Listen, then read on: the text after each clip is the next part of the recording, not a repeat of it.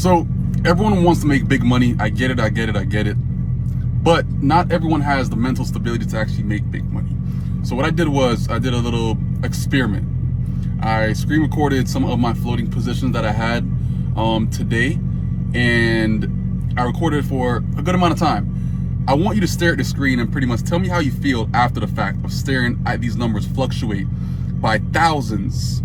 It could be 10,000 to 0, 10,000 to 20,000, 20,000 to 3,000. Tell me how you feel after watching this, because this is like what I go through every single time that I'm trading.